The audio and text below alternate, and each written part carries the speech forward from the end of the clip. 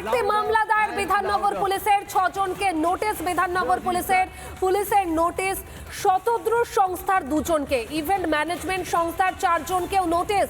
Ticket বিক্রির টাকা আয়োজক সংস্থাকে না দিতে নির্দেশ, তদন্ত শেষ না হওয়া পর্যন্ত টাকা না দিতে নির্দেশ। কথা বলবো প্রতিনিধি সৈকতের সঙ্গে। ক্রীড়ামন্ত্রী যিনি উপস্থিত ছিলেন, যার বিরুদ্ধে এত অভিযোগ, এত ক্ষোভ, তার নামে কি কবে মামলা দায়ের হবে, তার নামে কি আদৌ মামলা দায়ের হবে, এই প্রশ্নটাই কিন্তু বারংবার ঘুরপাক খাচ্ছে এবং বারংবার এই প্রশ্নটাই উঠে আসছে।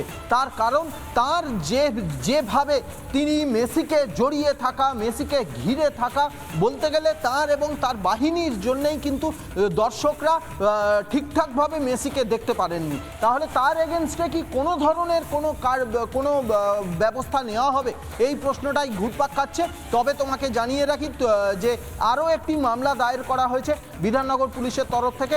স্টেডিয়ামের ভিতরে অনুষ্ঠানে চূড়ান্ত অব্যবস্থা, সেই চূড়ান্ত অব্যবস্থার জন্য আরেকটি মামলা দায়ের করা হয়েছে এবং এই মামলাতেই মোট 6 জনকে নোটিশ সার্ভ করা হয়েছে। এই 6 জনের মধ্যে 2 জন শতদ্রু সংস্থার 2 জন সদস্য রয়েছে এবং বাকি 4 জন যে ইভেন্ট ম্যানেজমেন্ট সংস্থা এই আয়োজক ছিল, সহ আয়োজক হিসাবে যারা ছিল, সেই ইভেন্ট ম্যানেজমেন্ট সংস্থা যারা টিকিট বিক্রিরও দায়িত্বে ছিল, সেই সংস্থার 4 জনকে নোটিশ সার্ভ করা হয়েছে।